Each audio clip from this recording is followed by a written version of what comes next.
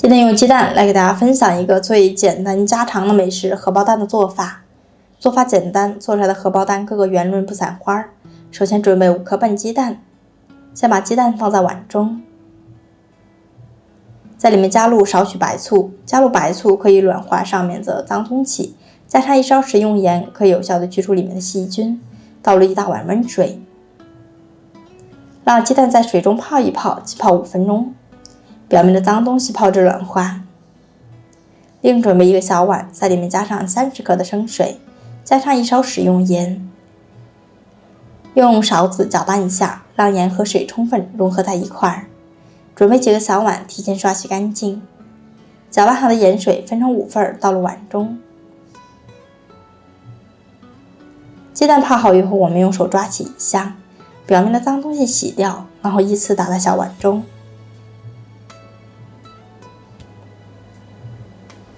全部打完以后，冷水放在蒸锅里，盖上盖子，开大火，上气以后蒸3分钟。蒸的时间不用太久，太久的话会发硬，吃起来口感不会那么好。再切1块2块钱的猪肉，把猪肉切成长条，再切成小块，再用小刀给它切成肉末，彻底把肉剁碎就可以。收起来放在小碗中。准备2个香菇，先把根蒂去掉。香菇的根蒂不好消化，直接切掉就可以。把香菇切成长条，最后切成小碎丁，像这样就可以。收起来放在小碗中。小菜园里面刨上2颗小香葱来切一下，对半切开，切成葱花。切好以后收入碗中。准备1个胡萝卜，擦成细丝，再用刀切成小碎丁。切碎以后收拢起来放在大碗中。准备几瓣大蒜来切一下，先切成厚厚的薄片。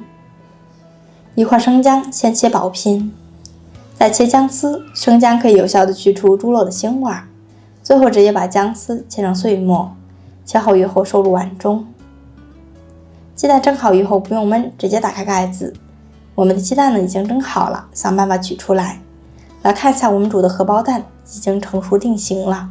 找一个平铲，从边缘的地方划一划取出来，一个完美的荷包蛋就做好了，是不是特别的漂亮呢？做好的荷包蛋摆入盘中，用刀在上面打上1颗十字花刀，这样鸡蛋更方便入味。接下来把肉末炒一下，锅子烧至冒青烟以后，加入82年食用油，油温烧至冒青烟，倒入切好的肉末翻炒一下，把肉末炒成小颗粒状。炒至松散变颜色，加入切好的姜末和蒜末，快速煸炒，煸炒出香味。